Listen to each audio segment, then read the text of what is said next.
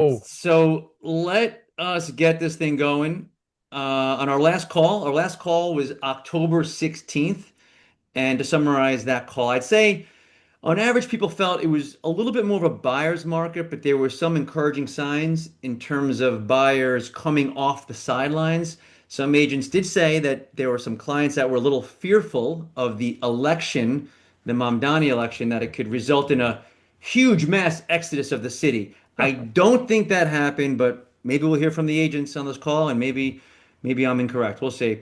And the rentals, once again, if you remember, we talked about in October, they were insane, on fire, crazy. Now, the winter market usually is a little quieter, but we'll hear from the agents if the rental market is still as insane as it usually is, even over the winter. We'll see. So, this is our 47th real estate chat. Popularity is really growing. We now had over 300 agents register, which I believe is a record. Note that this call, like all the other calls, will be recorded. And I'll send out a recording along with notes after the call, probably sometime, maybe later today, probably tomorrow. About me, my name's Phil. I'll be hosting the call today. I was a New York City real estate agent for about 20 years, but now I spend my time running leasebreak.com, which is a marketplace for shorter leases and lease breaks, sublets, rooms for rent, which is used by a lot of agents and renters to find good deals that are, quite frankly, not found anywhere else. We also have a great program to get rental exclusives if you're interested. Okay, let's turn to our panel of experts and see what our panelists have to say about the real estate market. We always start with our world famous Noah Rosenblatt, who I like to call the data king. woo. He is the World founder, famous. world famous. Really? Yeah, world. Wow. We're going to go world. We're going to go world. Noah Okay. is the founder of Urban Digs, a data analytics and market insights platform. Many agents listening to this call subscribe to his platform, and they're also huge fans of Noah, which I am as well. We usually start with Noah. He provides a good sort of lay of the land or what the data is like, purely from just a data perspective. And he lately has also been including a chart or two, which has been really helpful. So without further ado, I'm going to turn things over to Noah. Noah, how's the Yes. data looking? What are you seeing out there? What's going on in the real estate market? Well, thank you for having me, Phil. I always love this session. We got an amazing crew here, and honestly, this is the one time where I'm really looking forward to hear what everyone else says about what's going on in the market because I feel like, it's late January. We all know that the market doesn't really start picking up until about February and March, but I'm hearing a lot of anecdotal stories of crazy activity that's going on in this marketplace. So I feel like we're in this pipeline activity phase where you guys, the agents that are about to speak to us, are about 2 to 3 weeks ahead of me, right? Because I'm looking at the print, I'm looking at the tape, I'm looking at the contract signed, and we're in that phase where the bids and the offers are getting accepted and deals are going out and bidding wars. That kind of stuff is happening. And I'm hearing it more and more from different angles. So I'm just going to show you a couple of things and then try to just give the torch back to get to the group over here. And I want to point out a couple of elements on this site first, right over here. Take a look right over here. Contract signed 1 month. We're at 685 deals signed. That's supposed to be 778, Phil. 778 is our normal for this time of year. We got a couple of days left, so we need to see a little bit of a pickup. But let's go take a look at what's happening, and then we'll circle back to demand. Supply. Take a look at inventory. This is a long chart. This goes all the way back to 2008. Look at where we are now. We're starting to come back a little bit. We're off our lows, but we're kind of in this lower level of supply, kind of like what it was during that so-called golden era of Manhattan real estate, 13, 14, 15, 16. I'm not saying we're at our lows in supply, but we're in the same general vicinity of that sector and at that time, I should say. And we're about to go into the listing season. So we're starting from a lower place in terms of supply. So you might see buyers kind of bite the heads off other buyers if they find a good place that they want and they're going to go after it. It's probably because of this supply situation. So that's number one. Number two, let's go back to demand. Phil, you asked me to kind of show a chart in terms of how are we doing on contract activity monthly? Are we doing better than normal? Are we doing below normal? This chart shows that. And if you just focus on the orange line, guys, focus on that orange line. That is monthly contract activity points of seasonal averages. That's where we're supposed to be, right? That's the orange line. The blue line is where the market actually came in and produced. So I made this chart for you. You see those green shadings? Those green shadings are the months where we actually outperformed and did better than our seasonal contract activity trend. And the pink slash orange ones are where we did below trend. And you can see a couple things here. For the most part, going back 3 years, it's mostly pink. It's mostly been below trend. That's clear. Now, fast forward to the right side of this chart. 3 of the last 4 months have been above deal activity. So I feel like we got a couple of green shoots that's going on, all while supply is starting at a lower level. And anecdotally, I'm hearing crazy things of the market. So, spring, what does spring typically happen? Take a look at the right side of this chart. We haven't started spring yet. We're already seeing a tick up in deal activity. This is contract activity, 30-day contract activity. It's the feel of the market. We're coming off our lows. We're about to enter spring. And if you go back in time and look at the last 5 years, I highlighted what other spring seasons did so you can kind of see where we're at. So I expect a nice move up in deal activity over the next couple of months, and it might be starting early. So that's the main point that I want to tell you guys about what's going on. You asked me to touch on mortgage rates. You want me to pull up a long-term chart on mortgage rates to see where we are now? Take a look at the right side of this chart. I mean, this goes all the way back to the 70s, right? Look at where we are. I mean, we're at a much higher place, granted, than where we were 5, 6 years ago. But rates in general have come down. We're what, just above 6, 6 and a quarter. And in the whole scheme of things, we're not really at abnormally high levels, I don't think, especially for a market like Manhattan, New York City, where 50, 60% or so is always cash deals. And that's basically all I got. I'm really looking forward to what everyone else has to say. It's interesting. It looks like we're kind of close to where we were right before the financial crisis in terms of interest rates, you know. Yeah. So things weren't, well, depends. I was gonna say things weren't too bad Well, before hopefully that, that but doesn't happen, right? depends how you look at it. If you could just talk one thing, Noah, we talked, you and I talked this morning about prices, and I just would love to hear you tell the group just like your thoughts on prices and kind of the frustration that you're seeing out there. Yeah, I haven't seen prices move that much. In the last 10 years, we're pretty much sideways. We're going up and down in this little channel. I mean, it was down for the pandemic. We recovered, but basically it's just going sideways and is flat. I don't think price action in the sales market is anything really to go crazy about. If you're making money, if you bought in 15, 16, 17, and you're making money on your deal, I would take that and run. A lot of people are actually not making money out there. I think sellers are still underestimating the decay factor of renovations. They just think they buy something 5, 6 years ago, it's new, and now they try to resell it. They try to resell it as new. Market doesn't do that kind of thing. Penalties for renovations still there. High maintenance, high carry still there. So price action is not really where it's at in sales. The rental market, that's a different story. Yeah, we'll talk about that for sure.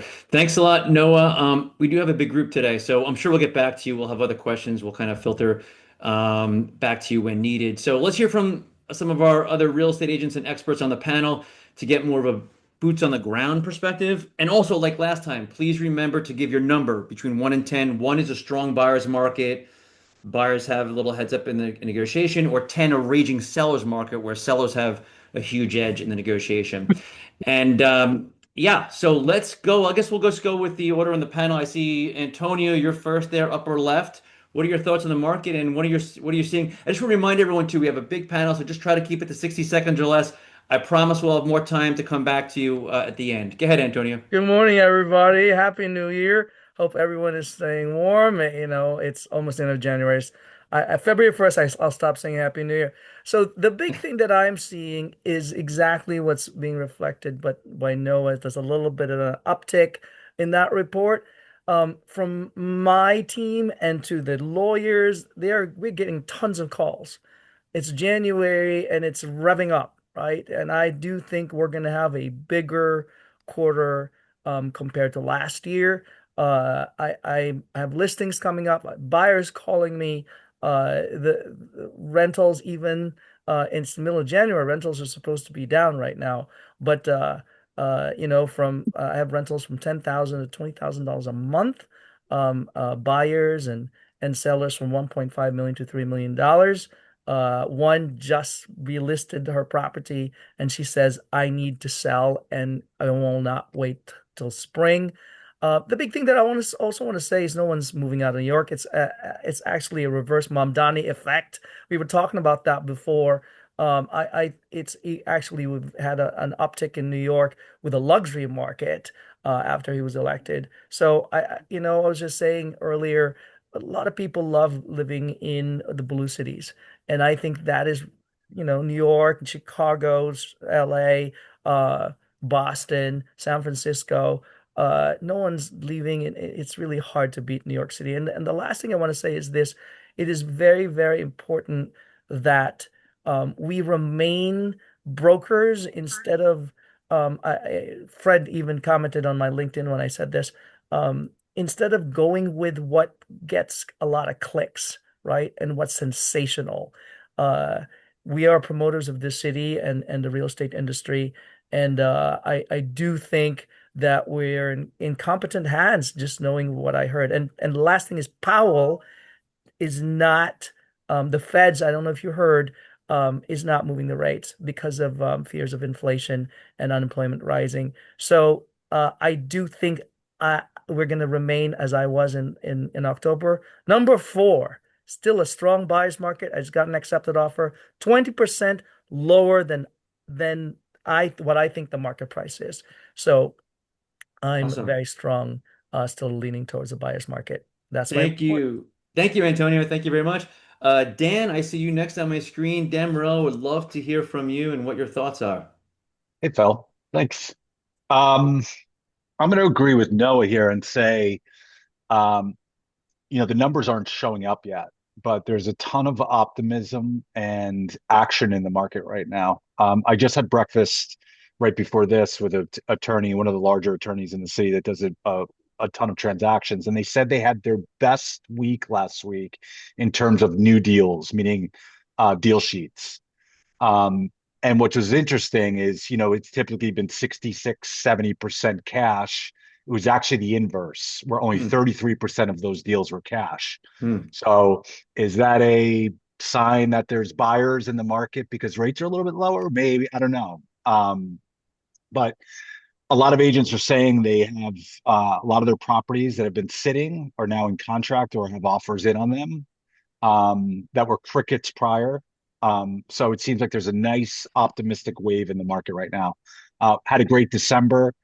On the rental market, it seems like right before Thanksgiving or right about November, the brakes sort of hit a little bit. And I think it hit in terms of price, right? Because if you saw the last year and a half, 2 years, it's just been you price it on top of the next, next, next. And it seems like we finally got some price resistance. Hmm. Where if it wasn't priced right, it's not going to rent. Where before it was price it with the hell, whatever you wanted to price it at, and you'll rent it.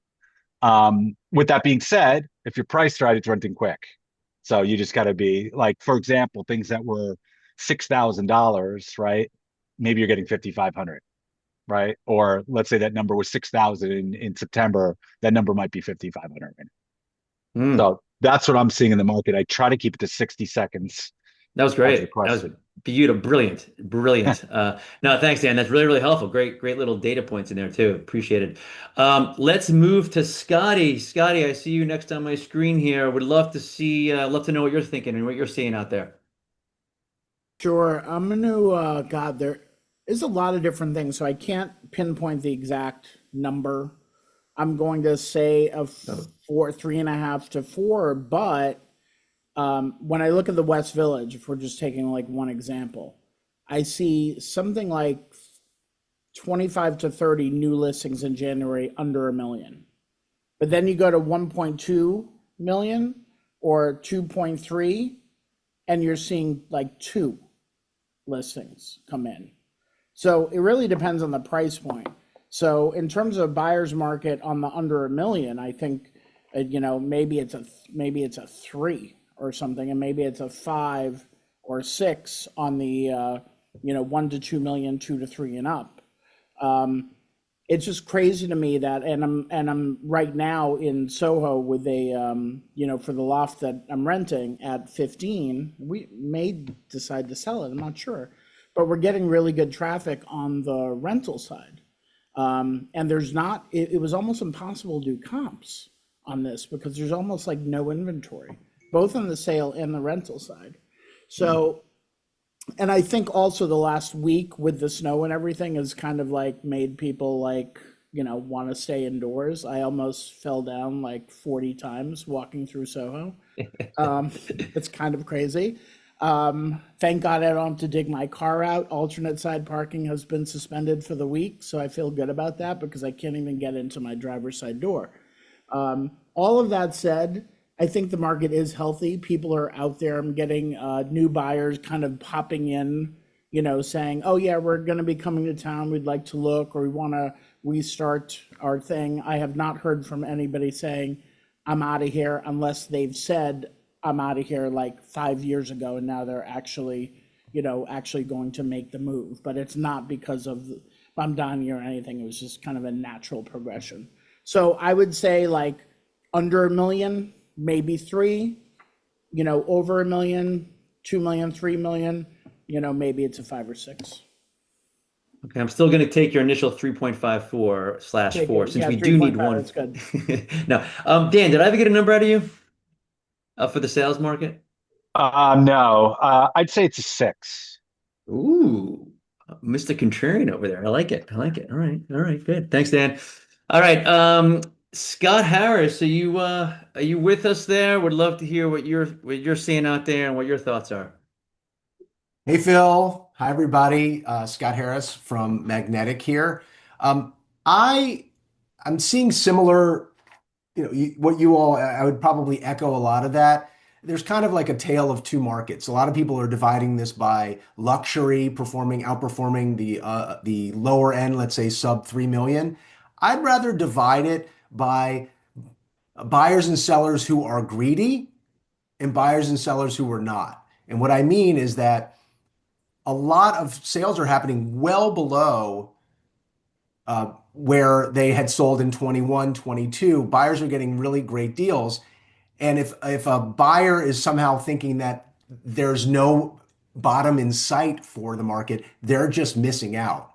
And on the other side, many sellers are capitulating. We've had a number of sellers that are like, look, I want to move on. I can make 5% in the market, almost risk free. And I'd rather get my money out of real estate right now in New York for whatever reason. And those sellers are capitulating, they're repricing, and those sellers are selling. But the other sellers who are like holding on to some price that is no longer realistic in this market are finding crickets. So I think that's really how I would divide it. I'd give this market somewhere between a 3 and a 4. Really leaning towards buyers a little bit. There are exceptions, of course. New development still moving kind of at its own pace. But yeah, I'll leave it at that. And I guess because I'm the only independent agent, a company here, I would say we're also looking for agents. I'll just give a little pitch for Magnetic. So if anybody's freaking out about this merger, maybe we'll talk about it later. They can certainly talk to me. Merger. All right. Thank you so much, Scott. Appreciate that. All right, Mark D, what is going on? What are you seeing out there? Hey guys, Happy New Year.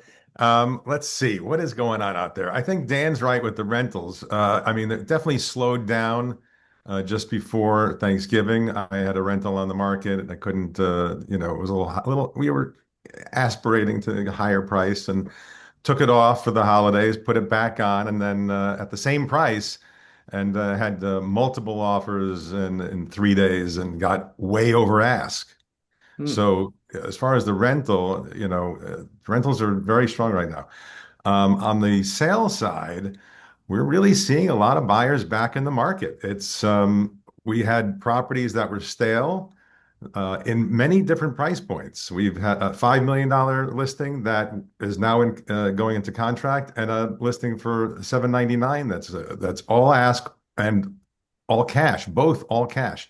So even though the rates are definitely have come down and you're seeing more buyers in the market, we're still seeing all cash deals.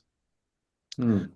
As far as, trying to rate this number, from what I'm seeing, prices are coming down, not to the extent of, 20%, but definitely between 5 and 7%. I think still buyers are looking for a deal, but sellers are definitely capitulating a little bit more and agreeing to these numbers because they don't want to be on the market for much longer. But there's definitely more buyers on the market, and after I leave today, I'm signing up 2 more people. I have 7 more listings coming to the market. People aren't waiting for the spring. Buyers aren't waiting for the spring. So I think it's going to be a very interesting quarter. Hmm. It's going to be great to talk in a few months to see if that all plays out. It sounds like it Yeah. will. Thank you. Oh, Mark, did you give, oh, you gave a number, right? Did you give an actual I number? think, yeah, I would say it's more like a 5. Okay, Yeah, great. I'm more even right now. Okay, cool. Thank you, Mark D. All right, Brian, not Lewis, but the other Brian, Brian Morgan. Brian Morgan, what are you seeing out there? Good to Hey see you. everybody, how we doing? Phil, thanks for having me. Appreciate it. Good to be with everybody. Happy New Year. I was excited for this panel because I took most of my listings off and just wanted to kind of see what everybody said. A lot of times I go by, I go to Noah's show, Macro Monday, see what's going on, and I'll see what's happening through, Sarah Rotter has some good intel, and she's kind of like the last 2 weeks has held back because of MLK and due to the snowstorm. So she didn't even have her report out. So and because most of my stuff is off, I have no way of figuring out what's going on. So I'm so happy You're to be here. starving of data. You're starving Yeah, of I data. am. I really am. I think we're in a situation where sellers are looking for buyers and buyers are looking for inventory. So I have buyers on the sidelines that are like, okay, when's it coming? When's the inventory coming? Is it here yet? Is it here yet? And I show them Noah's charts and say, okay, well, we have about 5,000 apartments on the market right now, and that'll probably go up to about 7,500, hopefully 8,000 apartments by the time we get to the peak in the spring. So you got to wait a little bit and inventory will come out. I do believe, just through talking to my owners, that I'll probably put on in the next few weeks, 4 to 6 weeks. And that depends on like this call, Sarah's data, Noah's data. I'm trying to take it all in to figure out what to do, when to list. I think a lot of agents are in that same position. It's like, when do we list? I'm feeling a January a little bit like last January. And then we had a February that really was strong, and a March was beginning of March was strong, and then we kind of went sideways. Hopefully, that momentum carries through this year. Last year we had outside factors. I think between the tariffs and some of the immigration stuff, I think we fell off a cliff for those reasons. Hopefully, that cliff doesn't come to us this year, and then we can ride that momentum and have a strong market. I feel like now, as I know Phil wants a rating. I'm going to go with, I think I had a 4 last time. I'm going to stick with that, but I'm more optimistic than a 4. Okay. I think Brian. Yeah. I think owners are going to price correctly this year, more so than they have in the past. I think we've seen this playbook go on and the listings sit and it not happening. I think owners, they want to move product. Mhm. So Brian, you mentioned that you took your listings off. Do you mind just talking about that decision a little bit? It could help the agents on the panel and in the audience. Are you referring to um, sales and rentals or both? And what sales. was I the, took yeah. almost all my sales off um, after Thanksgiving. Not even for necessarily for the reset, and everything. I don't want to go down that whole rabbit hole of how things have changed, but more so just because I wanted to get a new pool of buyers. Some of the listings just weren't moving. I know that the sellers are getting more realistic on pricing, and I didn't want to put that reduction, if it was a small, especially if it was a small reduction. 3% is not going to move the needle. I think everyone knows that it needs to be an 8 to 10% reduction to really get it going and have it move, unless the market changes. Um, I was told that about 10 years ago, if everybody remembers, Robbie Brown. I had the privilege of speaking to him, and he told me that 10 years ago that that's what he was doing. And I never knew how much to reduce. Maybe it was even 12 years ago. And that's usually what I tell people that move the needle 8 to 10. You start doing these little 2, 3, 4 increments, and then you're just chasing the listing down. It gets stale. It starts to lose value. And that's no good for anybody. Yeah. Thanks, Brian. So Mike, yeah, go ahead. Finish up. some owners do that, and I try to tell them not to, and I'm sure many people on this panel try to talk them out of that, but they don't want to leave anything on the table. I get it, but sometimes you're doing more harm than good by those Yeah. 2-3% reductions. I didn't want to see them do that and then have to do another reduction in the spring and then it's like, oh, this listing's stale, and all this new stuff is going to come on, and then your stale listing's doing another reduction. It's not a good look. I would usually try to pull for 10. I would sometimes say at least five, but it depends if it goes below a big pricing threshold. Do you know what I mean? So if your 5% gets you below 1 million, that could actually do 100% true. yeah. I like to say zeros and fives. Yeah, exactly. I'm always looking for zeros and fives. Get the zeros and fives. Don't try to stay away from that middle ground. Yeah, absolutely. All right, thanks, Brian. All right, let's go to William Bolls, who also works Connecticut and the New York City market. So would love to hear your thoughts on both markets. How's it going, William? Good. Nice to see everybody. So I love that I can be a little bit of a contrarian here too. So I'm going to give you my number. I'm with Dan on a 6, and here's my 3 data points on that. I've listed 3 things under 1 million sit in the last 3.5, 4 weeks. I've got 1 contract signed and 2 contracts out, both with multiple bids, both performing really well. So that's Upper East and Upper West Sides. I think that 2 of them are financing, which, like, when's the last time we had 2 financing deals at the same time? So I think it's pent up demand. I think you folks should bring your listings back on the market, but after I get mine in contract, because I think it's absolutely not enough supply. I think, as always, you have to price it right and market it right and prep it right. So the one on the west side was an empty apartment. It was a non-negotiable. He had to stage it, right? And that's why, first person that saw it, full price offer, right? So you got to do the things. The market's super segmented. I feel like this pent up demand at that lower end. I work in there a lot, 22 years. I still do the bulk of my business under 1.5 million, and I'm happy about it. And so I'm calling my sellers who wanted to sell later in the year. I'm like, let's do it right now. If you're ready, let's do it right now. There's a little sweet spot.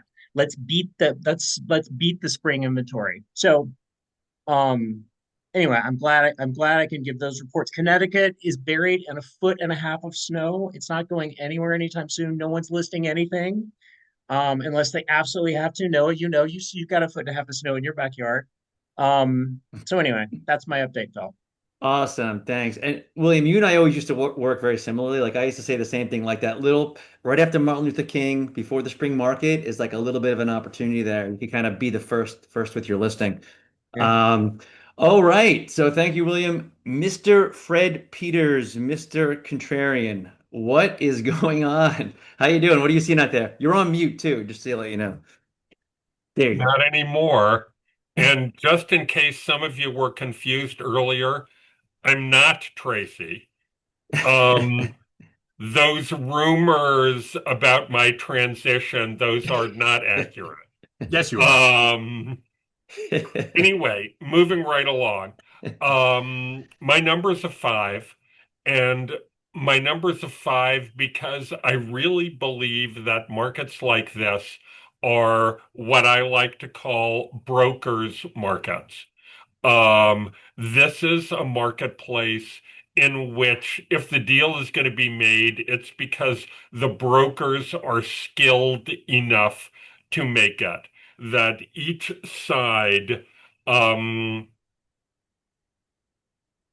has enough persuasive data to get their buyer or seller to where they need to be.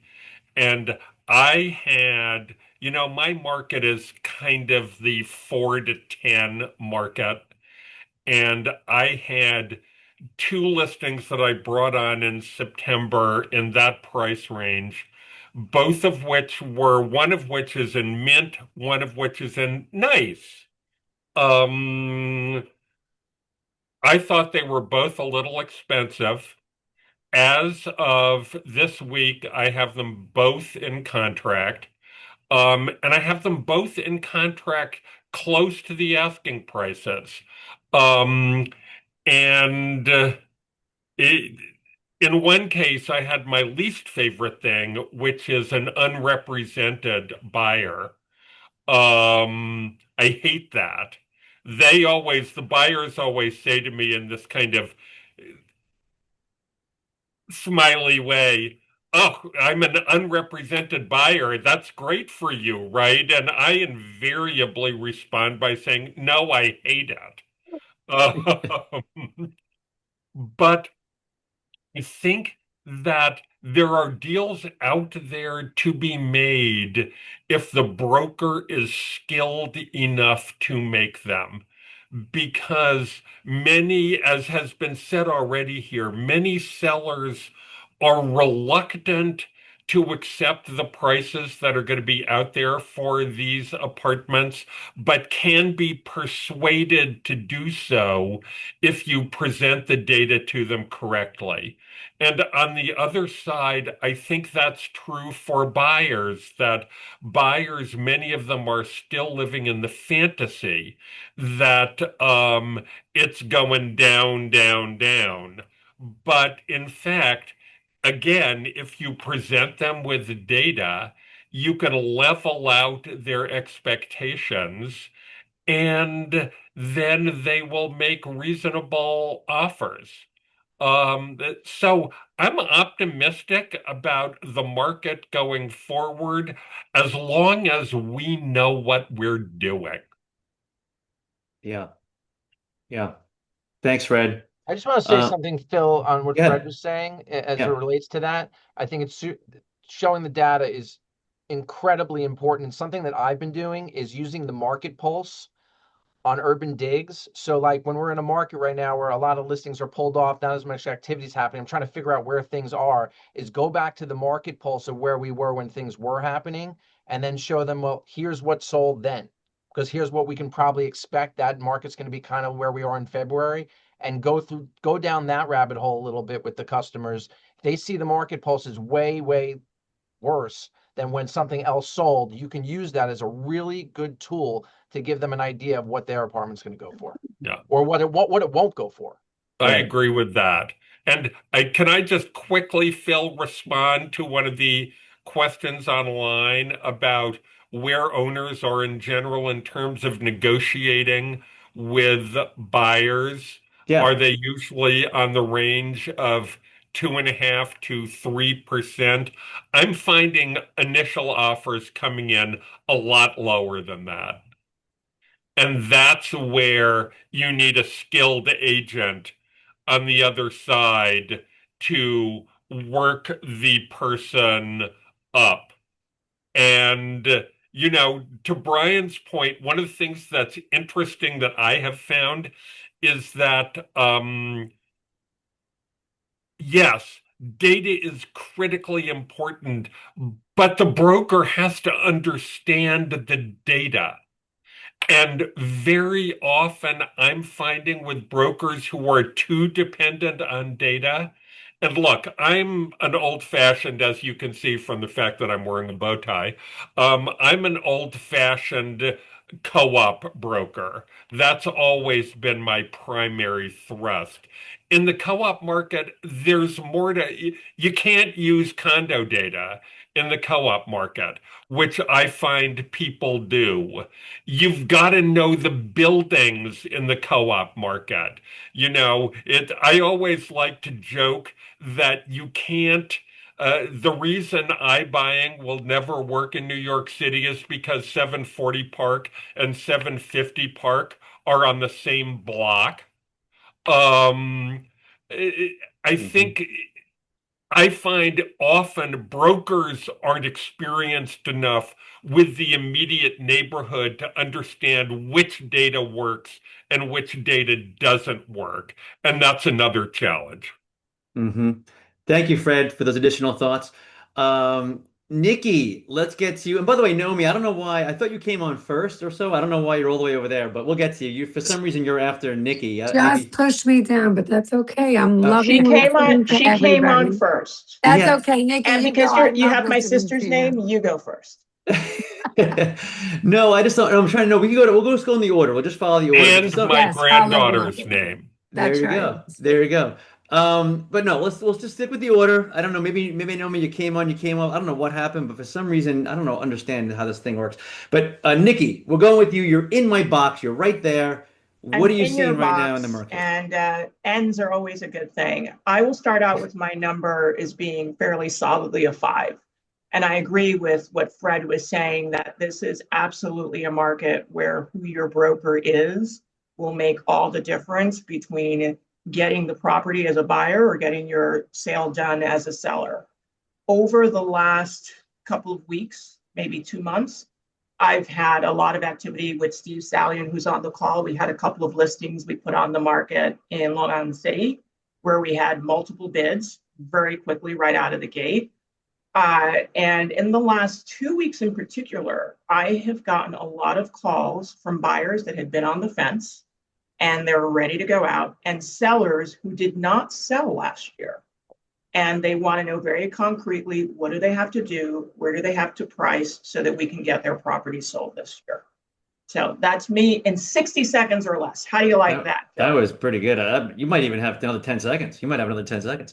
I don't say a lot, but I get to a point. No, that was great. Yeah, I can't wait for the call in like 3 months because it sounds like things are just boiling up, is what I get the sense from this call. Naomi, we're going to you now. I'm going to take a picture of this. I don't know if everyone even has the same like screen that I do, so I'm going to send it to you and trying to figure out how you wind up on the bottom right. But anyway, um, you're definitely not last in my mind, but for some reason you're on the Absolutely. call. Okay, so And it's anyway, all good. It's all good. okay. I love listening to everyone's perspective, everyone's viewpoint. Again, it's a very diverse city. We have lots of different neighborhoods and a lot going on. So I think listening to each person really talk about their expertise is super valuable to me. My number is 4. I think that it is a strong buyer's market, but I also feel that sellers have a little bit of an edge in certain circumstances, especially when there's multiple bids. I also want to use the phrase slow and steady. So things are definitely steady, things are moving, things are selling, but they're also pretty slow. People are taking their time. There's no urgency out there. I could tell you from my recent clients, I'm working with a client from out of town looking for a pied-à-terre. About a year ago, we put in 4 different offers that were not accepted. She was bidded out. She wasn't interested in bidding higher. Now in November, we actually got an accepted offer. She still didn't sign the contract. So talk about slow. We're not even closing. We were able to negotiate not to close until April, and the sellers were okay with it. So that's one scenario. Then I have another client sign the contract, and we're probably not closing until March or even end of March. So slow and steady is what's happening. There is business out there. Again, it's a tale of many cities because we're a big city with a lot going on. But I think things are moving. It's very optimistic, and I'm looking forward to the spring market as well. Thank you. Thank you, Naomi. By the way, Noah, I don't know. We have 2 left, but I don't know if you have a chance to just look at some of the questions. Maybe there's some interesting questions we can get to after we hear from everybody. I think sometimes we miss those. So just if you just look through, and if there's anything interesting, you could ask the group after we finish these last 2 here. Tracy, what's going on? How's it going? Hey, And what are you seeing out there? Hey, Tracy. well, first of all, I just want to say, Fred, it would be a compliment always to be confused with you. I don't think I could rock the bow tie quite as well, but I will also volunteer to help you with those unrepresented buyers. I'm here for you. I'm happy to step in and take their commission percentage if that really makes you feel too uncomfortable. I don't mind being a transaction broker whatsoever, just letting the general universe know that. But I'm eating into my 60 seconds. I know you're going to want to hear about Miami market too, Phil, and so I'm going to jump in Yes. with that. Thank you. First of all, in New York, I'm going to say 3.5, easy for I feel like, yes, the lack of inventory does give sellers in certain neighborhoods and certain different targeted price points or condo versus co-op an edge. But for the most part, I think it's much easier to be a buyer in New York than a renter. You've got a lot more negotiating power. You can get, I have some renters who are actually becoming buyers because the rental market is so tight and they're so expensive. Thank you, Fair Act. But that's a whole nother thing. But there's not been, Governor Ron DeSantis in Florida was famous for posting on Facebook, Florida's #1 realtor, Mamdani. They were looking to have a whole redux of COVID, where it was like the massive outpouring from New Yorkers, which, listen, the Mamdani effect is yet to be determined. That might actually still be a thing. There's all these posts that people want to say that, all these big loans were secured from New York developers down to build developments in Florida because of Mamdani. It might well send more New Yorkers down to Florida. That hasn't happened yet. I don't think we're going to see it for another 1 to 2 years. If it does, let's see what, he's done next to nothing. Oh, I think he shoveled a little snow. So let me not say that, but not really seeing an impact in Florida. And so the market here in Miami, hello, New York buyers, is still very stagnant as it's been for the last 2 years. There are lots of bargains to be had. But I'm very encouraged to hear from all of you guys that you're seeing the same thing in New York. It's like January 5th, everyone was like, hello, it's the first official work week of 2026. Let's go. And it's been super busy, and I'm very grateful and optimistic about that. Thanks, Tracy. It's interesting. You talked about renters becoming buyers. I know Dan also mentioned December was a little slow for rentals, maybe price wise anyway. And I just wonder I've if already that forgotten affects. December, Phil. We're in January. It's like, boom, I can't even keep Yeah. up. But the point being that I think that could be an effect that could really help propel the market a little bit as some of these renters turning into buyers. Okay, Brian Lewis, are you with us? I see you there. I don't see you. Oh my gosh, Brian Lewis. Hey guys. Yes, at the house. How's it I going, love buddy? seeing you guys. Good. Always I was on making my the phone. entrance, Brian. Always making the entrance. Oh my God. I was marching through the slush to get back to the office after a meeting. So I'm holding my phone up because I didn't log in yet. I say it's a 6. I feel like the sellers have the edge right now if they are in a micro market where there's not a lot of inventory. And for whatever reason, we're hitting those markets. My group is listing things that happen to be in markets that are thirsty for inventory. So we're feeding we're quenching the thirst, I think. And more of my sellers are listening to pricing now than ever before. And I love that. They're really sober to pricing. I rarely get one where they're just out to lunch. And then we talk through it. And then I'm going to say that instead of pulling things off market, we like to audition what we call the optimistic pricing through privates, as you know.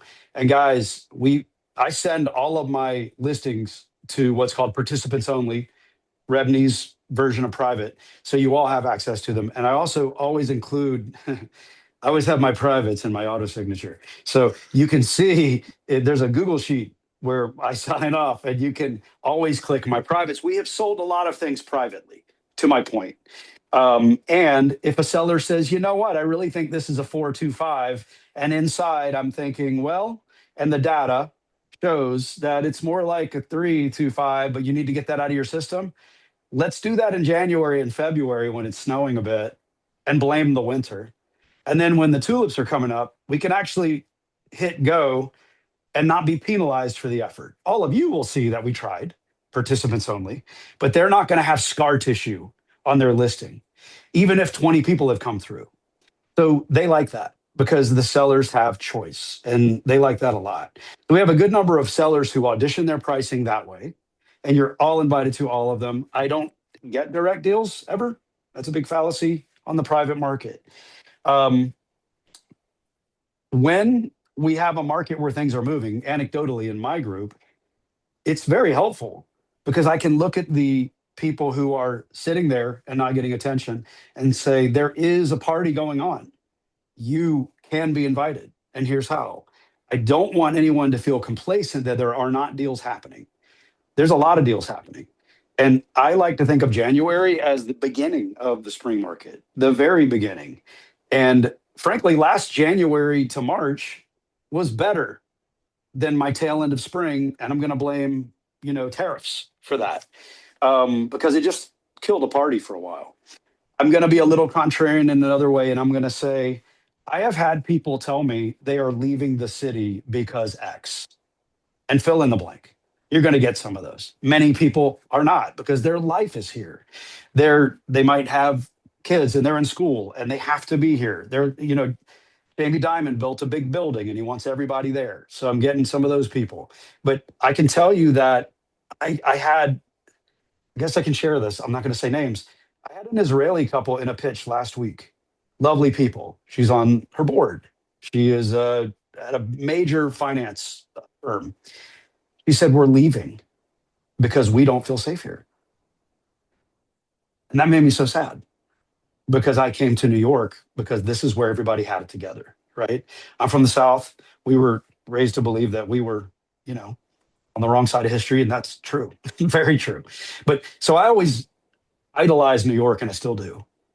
But it made me super sad when that couple told me they're leaving New York, where they have found all their good things, because they don't feel safe walking from their temple to a cab without going a couple of blocks. I was gobsmacked with that news, and I just hugged her and I said, "I'm so sorry you're feeling that." And there's many, many, many, many people here who aren't like that, and I'd never experienced that. Brian, I've been hearing the same thing, which is I, heartbreaking and it's crazy. And heartbreaking. it's in very recent, like the Yes, last 6 months. Yeah. yes. And I had a guy at the gym yesterday. Yes, I work out. Um, I had a guy at the gym yesterday pull me aside and go, my husband and I and our daughter, we're going to move to Portugal. I was like, oh, economic reasons, like, your money goes further. He goes, no, we just see it coming. And I thought, wow, that's a fear. And I just said, look, I don't work in fear markets. That's not what I feed, but I'm also not Pollyanna enough to believe that things aren't happening. So I'm not saying that it's our mayor's fault. This guy's charismatic, good looking, and smart, and I wish him well every day. And I think we will thrive through that. But there are some people out there feeling a little edgy. I don't like being that agent. And in fact, I said to these folks, look, why don't we do this? Get some pictures made, get a video made, have it ready, put it on ice, bad pun, put that on, like, let's put it on the shelf for a minute. Maybe you hit privately at a super optimistic number and get that feeling out of your system. And if that feeling goes away and you call me and you say, Brian, what were we thinking? Because we all got those calls during COVID, right? Where people wanted to sell 2 weeks later, they're like, we're good. And make space for that for people, right? And I think that's what we might do. And in fact, if we don't get what they want, we might pivot to rental for that matter, which we've been doing lately. If someone can't get their number, to great effect. Love the Fair Act. It's made a lot of money for some very good sellers who weren't intending to be landlords. But we are seeing business. We are seeing it happen. I can't afford just to have things not be on the market, to be clear. Got to feed the meter. But at the same time, I don't think it's a mistake, at least in my world. 1 million to 5 million all day long, and the occasional 10 to 20 million dollar buyer, which I'm happy to have. They're all buying and they're all bidding. I've gone way past a minute, and I have one more thing to say. Can I share it? Go ahead. Quick. Okay. Quickly. I will notice I do a lot of deals, and I hope, yeah. So there are certain agents. So there's one I'm dealing with right now who, when you see their name on a listing, you're like, oh man, because the deal is going to be about them and not their seller. And I know that everyone on this phone is not like that. And I'm not going to have to sit here and remind everybody of their fiduciary responsibility. But I got to tell you, this guy, we're in this negotiation and we have 10 million clean on the table. It's a hard 10 and they don't deserve more than 9. And he knows it. And he comes at me as if I am the most foolish, ignorant, who am I? I didn't want to take this to all the stuff. And I'm like, are we still doing that? Like, there are certain agents, most on this phone, who, when I see their name, I get excited. And when my buyer comes in a little low, we all have a little talk before, and we get there, and we get there. And we find a path. Broker's market, Fred said, love it. But find the path. It's there.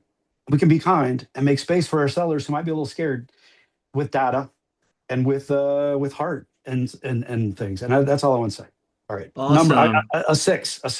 Yeah. Thank you, Brian. Thank you so much. So we all had a chance to speak once. Let me just go to, first of all, anyone have anything they want to just add right now? I want to say something really quickly to address what Brian was talking. Thank you, Brian. That was really a beautiful thing to share and it's real. I was walking on the Upper East Side 2 weeks ago, and I was called a name. I was speaking Spanish with a friend of mine over the phone. I was called a name and told to get out of this country and to go back to my country. And I was like, and I don't know a lot of Muslims. I know half of my friends are Jewish. they're also afraid. But I do know a teacher who's Muslim, who lives in Queens, who was told that because of the mayor, 9/11 is going to happen again. And he's born and raised here, teacher, phenomenal guy. I just think that it is happening not just in our city, but across the country. This kind of rhetoric. And that's why I said in the very beginning, we brokers, we are the promoters of this city, but I think we're also promoters. And in this room, in this phone calls with 200, almost 250 people, I just want to, we need to promote the kind of humanity, right? Because we're selling the most sacred spaces and the largest asset, so it's hitting them on both places. But the humanity, and what did I do when I was told that? I just called 911 immediately, uh, and also talked to a lot of people about it. So, it is the rhetoric that's happening across the country, and we brokers can broker the humanity along with the transaction. So I just want to say that. Yeah, Thanks, Antonio. Sorry you had to deal with that. That's just ridiculous. if I can just Yeah. chime in on that, I think that was beautifully said, Antonio. And I remember after 9/11 saying to my agents, we're the Chamber of Commerce for New York City. It has always been our job to sell the city as well as the unit. And I think in a moment in which it's not New York, the world is not a safe place. Um, and I don't know that there's a city in the country where there isn't some of this shit happening, frankly. Um, and it really is up to us to try to make people understand that no matter where you come from, the beauty of New York is how many of us there are from how many different places, how many different skin colors, how many different languages, how many different everything. That's why we're all here. Um, and I do think it's really valuable to remind people of that. Yeah. Yeah. Thank you both you guys for those thoughts and Hey, really can I important. chime in for 2 seconds? Someone else I hear? Yeah, No? it's Scotty. Oh, Scotty, go ahead, buddy. Hey, it goes without saying, we're in such an amazing city. Like New York City is the big experiment in terms of America. People want to live here because of what we offer here. And the reason New York City works is because of the diversity. And I don't mean just diversity of all these different groups and languages. That's a huge factor. We have diversity of artists and talents and all different types of people, ages. People want to retire here. We have Broadway, we have arts, we have restaurants. And what I noticed with COVID, when people started coming back, they started coming back because Broadway was open again, because restaurants were popping up again, because culture was popping up again. And that's why people really want to live here. It's not just about the 2-bed, 2-bath loft I have in Soho that's nice. They're not moving there for that so they can live in there. They want to live in New York because of New York City, because of everything we have to offer. We are very lucky to live here. And when I tell people that, from overseas or whatever, people that think about leaving that don't live in New York, I always quote Spalding Gray, who says, I wanted to leave America, but I didn't want to move to Europe, and I didn't want to move, somewhere to the Far East or whatever. So I ended up moving to an island off the coast of America, New York City. And that's how I feel here. Like, I love it here. I am so honored to be here. The reason people come here and visit and to see the people reaction who's never been here before, who's taking their kid to Times Square. I know we all don't like to go there, or to go to a Broadway show or whatever. It is beautiful to see New York through a new person's eyes. Yeah. So I love it here. I think it's amazing, and we are very fortunate. I want to thank the panel also for contributing, and the people out there who were listening as well. I always like come away from this call and I'm like pumped up about New York City. So thanks to all of you for those beautiful thoughts. Noah, did you have any interesting questions that came up that you want to, I don't know if you happen to see any or I highlight saw any? I took a picture of a couple. I have a question here asking if the offers that the agents are talking about being accepted are those renovated units, or what's happening with the needs work units. I got that. Who talked about the anyone want to take that? I can answer one of the Noah and units. tell you that for me, my needs work units can also be sold, but the discounting is steep. The Yeah. discounting is steep because people know not only is it both hard and really expensive to get them renovated, but they have started to really understand that you have to build in a number of costs that everybody didn't used to think about, like what's the cost of the money on the new place while you're renovating it and while you still have to live somewhere else. So I think, when you factor in all the factors, my observation is people want to discount more than most sellers are happy with. My units that need renovation that have sold are all estates. And in those cases, they just don't want to own them anymore. The will is probated, everything's taken care of but the apartment, and they just want it done. Under those circumstances, you can sell them. Otherwise, it's tough. Thank you. Thank you, Fred.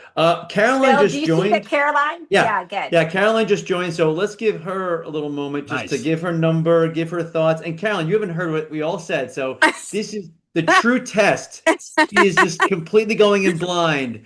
And actually, she's always like, she'll say whatever's on her mind anyway. I'm never worried about her. So, all right. So, Caroline, we'll hear from you, and then maybe we'll have another question or two, and then we'll probably call it. So, go ahead, Caroline. We'd love to hear from you. Okay. Yeah, great. Thank you for having me, and sorry I was so late.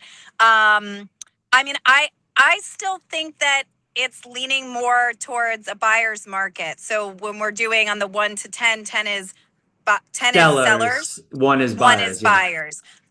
I think it's a 4. I still think we're much more leaning towards the buyers, and I'm seeing a lot of things sitting on the market. I'm seeing a lot, like I've got a lot of clients that are actually selling another place and then buying something else. And so what I'm seeing is we've been over this long haul of looking at apartments, maybe taking a pause and coming back. And a lot of them are still on the market. And I'm seeing price cuts. So, I mean, look, it's depending on the neighborhood. Yeah, it could go, it could go into a bidding war. But I think if we're talking generally, and where I work is the most on the Upper East and the Upper West sides, and in those, on the Upper East side specifically, I see it much more towards a buyer's market. On the Upper West side, I see it a little differently just because there's not a ton of inventory, especially for like 2 bedrooms, for example. That market I find to be a little tighter. But I was even looking downtown for clients that are, looking for a 2-bedroom condo up to 3 million. And there's a lot. There's a lot of options. So, those are kind of my quick thoughts. I know there was probably a lot of people talking about a lot of things. I don't know if that repeated what other people are feeling or seeing, but that's what I'm experiencing. No, that was great. Any quick thoughts on rentals, Caroline? Because I know you still have a rental business. Oh my gosh. Yeah. So my team still does rentals. I just put in a listing that we're waiting for photos and video to come back. And I just put it in as like a future status because we're not ready to launch it yet. And I'm already getting all these brokers, which I never have happened for a rental, reaching out to me. And this is not like a little rental. This is probably going to be like $30,000 for a townhouse in the West Village. And there's zero inventory. I mean, there's no inventory. And so all these people are reaching out to already saying, when are you going to be able to show? What's the access going to be like? And it's definitely not ready. Like there's work going on in the house, but I was just surprised that the rental market is so strong. So yeah, I think it's very strong.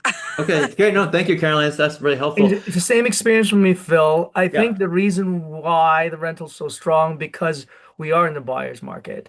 I do think that many of, we're in the Wall Street's in our backyard. I do think that whether it's bonuses or anything else that is helping fuel up our economy here in New York City, it is people are not seeing the value in buying, meaning the finance people are not. And I disagree with them. I was in finance before I was in real estate, but it's very hard to argue with numbers people. And Fred is right. It's a broker's game. It's a broker's market. You have to. It's emotional and financial at the same time, right? Logic and reason, and at the same time, rhyme. So it is very much that. I have a Great, quick thank question you. just for the Yeah. panel, if you don't mind. I'm just generally clears agent to agent. I know most of us, if we do rentals, we're listing agents. But have you had any issues if you're working with renters getting the 1 month fee? Like, has anyone experienced anything with that, or do you even deal with that? I'm just curious.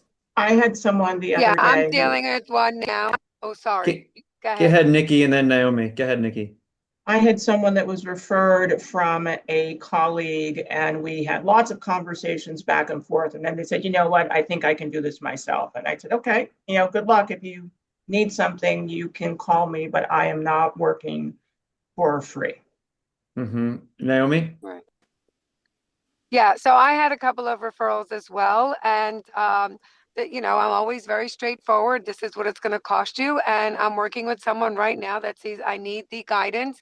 I need someone to advocate for me. I need someone to set up the appointment. So it really depends on the person and how much service and how comfortable they are in just venturing out there. I feel that having someone on your side is always a good idea, especially if you're spending that kind of money on a rental. Where's straight value at? I was just curious if anyone was having major pushback or if your rental business had greatly increased. As a matter of fact, Tracy, in the rental that I just did, I had 7 applications and obviously had to turn down 6 of them. Out of the 6, 3 of them requested to work with me because they're can't find it on their own. Yeah. So they need the help. So they're willing to pay the fee. Interesting. And they all came.